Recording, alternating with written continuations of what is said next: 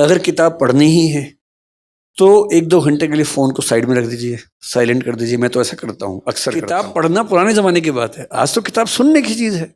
आज के दौर में चाहे बच्चे हो या बड़े बुजुर्ग, एक अच्छी आदत जो अब खत्म होती जा रही है और वह है किताब पढ़ने की। आज के वक्त में हम किताबें पढ़ना भूल गए हैं, या यूं कहें कि किताबें पढ़ने में अब मन नहीं लगता।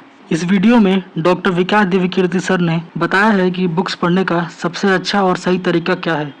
आइए सुनते हैं विकास सर ने क्या कहा। देखिए, किताब पढ़ने के 2-3 तरीके हैं। एक तरीके, जैसे मैं किताबें खरीदता बहुत ज़्यादा हूँ।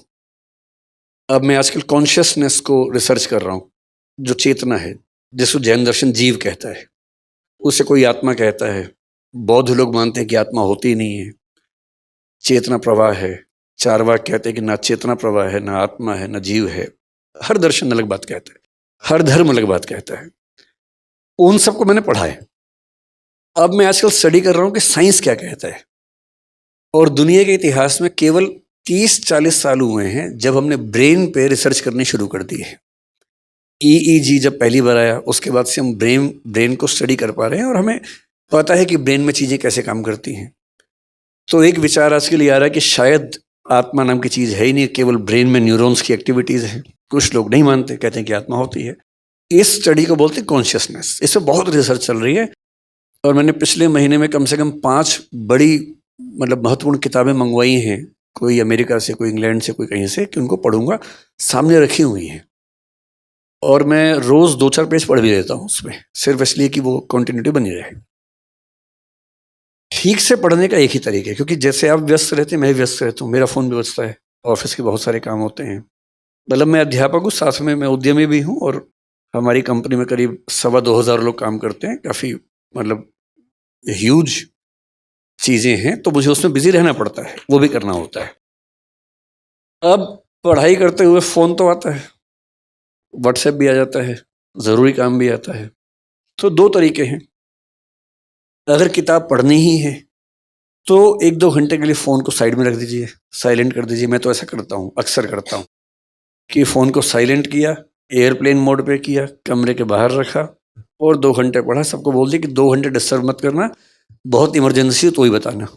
मेरे घर के लोग सम्मान करते हैं इस बात का। दूसरा तरीका आसान बताता हूँ आपको।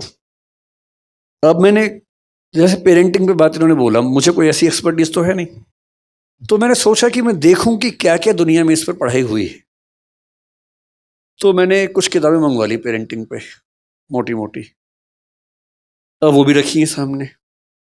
मेरी टेबल पर लगभग 300-400 किताबें रखी हुई हैं इस समय, जो मुझे पढ़नी है। और अलमारी में 2000 अलग से हैं, जो अभी नहीं पढ़नी है, बाद में कभी पढ़नी होंगी। रखी बहुत सारी। और मैं खरीदता तुरंत हूँ, मुझे कोई किताब मिलती है मैं तुरंत खरीदता हूँ या मंगवा लेता हूँ उसको, ताकि मुझ पर दबाव रहे कि ये भी पढ़नी है। अब मैंने तरीका क्या निकाला, मैं चैट जीपीटी पे गया। अब चैट जीपीटी के ज़माने में सारी मेहनत मैं ही करूँगा, तो फिर मैं स्मार्ट कैसे हुआ। मैंने उससे पहला सवाल पूछा। मैं चैट जीपीटी का पेड वर्जन यूज़ करता हूँ, वो थोड़ा ज़्यादा स्मार्ट है, 4, अब 5 आने वाला है। मैंने उससे कहा, भाई पेरेंटिंग के बारे में दुनिया की सबसे अच्छी 10 किताबें बताओ कौन सी हैं। उसने 10 किताबों की लिस्ट दे दी। फिर मुझे क्या करना, मैंने कहा इन 10 के 10 का एसेंस बताओ, क्रक्स बताओ। फिर वो बेचारा मेहनत करता रहा 5-7 मिनट तक। 10 की 10 किताब को मैंने लिख भी दिया कि 1000 से 2000 शब्दों में हर किताब का चाहिए। 1 से 2000 शब्दों में हर किताब का क्रक्स उसने बता दिया। मैंने वो क्रक्स पढ़ा, 2-4 बातें काम की लगी, नोट कर ली, हो गया। हाँ, ऐसी कई ऐप्स है।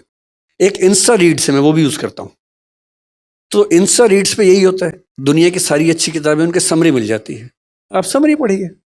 यूट्यूब पे एक चैनल है, मैं उसका नाम भूल रहा हूँ, वन बेटर कुछ ऐसा नाम है। हर किताब की समरी है 15 मिनट में। आप स्पॉटिफाई पे जाएंगे, वहाँ ऐसी समरीज मिल जाती हैं।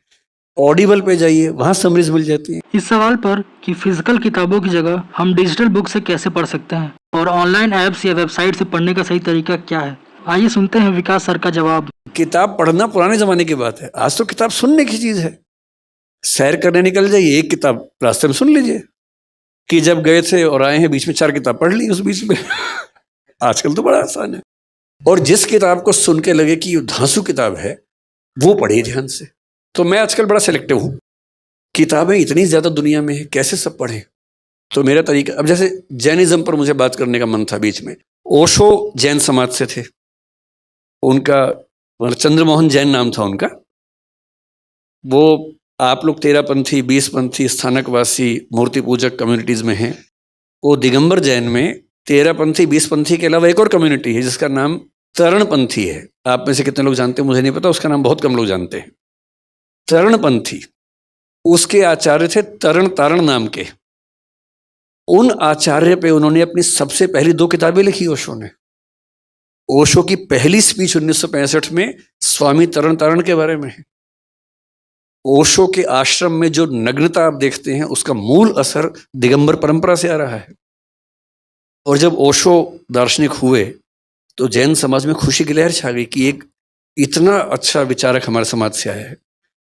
और 2 मुद्दों पर झगड़ा हुआ और वो जैन समाज से अलग हो गए। जैन समाज ने उनको अलग कर दिया, उन्होंने कहा कि तुम क्या कर रहे हो, मैं ही हो जाता हूं, तो वो अलग हो गए। लेकिन बहुत इंटरेस्टिंग बात है कि उन्होंने जैनिज्म पर 4 इतनी मोटी मोटी बुक्स लिखी हैं। मैंने वो भी मंगवा ली हैं, वो भी रखी है मेरे सामने। तो क्या होता है, जो किताब सुनने में उपलब्ध है सुन लीजिए, जिसकी समरी उपलब्ध है पढ़ लीजिए, जिसको सुन के या समरी पढ़ के लगे कि ये कमाल की चीज़ है उसे पूरा पढ़िए। इस तरह से आप मतलब एक साल में कम से कम 50-100 नई किताबों को जान पाएंगे। और मैं अक्सर बोलता हूँ कि एक किताब पढ़ने का मतलब है आपने किसी और व्यक्ति के 40 साल की ज़िंदगी को जी लिया। उसने 40 साल पढ़ के सोच के जो लिखा आपने एक दिन में पढ़ लिया। तो हमारी शारीरिक आयु जैसे मेरी 50 साल है, हमारी सांस्कृतिक आयु 5 लाख साल है हम सबकी। पिछले 5 लाख साल में इंसान ने जो जो सीखा, शिफ्ट करता गया, ट्रांसफ़र करता गया, वो सब हमें मिल गया, मुफ्त में मिल गया। और जिसने हर साल 100 किताब पढ़ ली हैं, सुन ली, 40 मान लें एक को, तो हर साल 4000 साल का हो रहा है वो आदमी विजडम में, समझदारी में। तो किताब सुनिए, पढ़िए, समरी पढ़िए। ये वीडियो आपको अच्छी लगी हो तो इसे लाइक, शेयर और हमारे चैनल को सब्सक्राइब ज़रूर करें। धन्यवाद।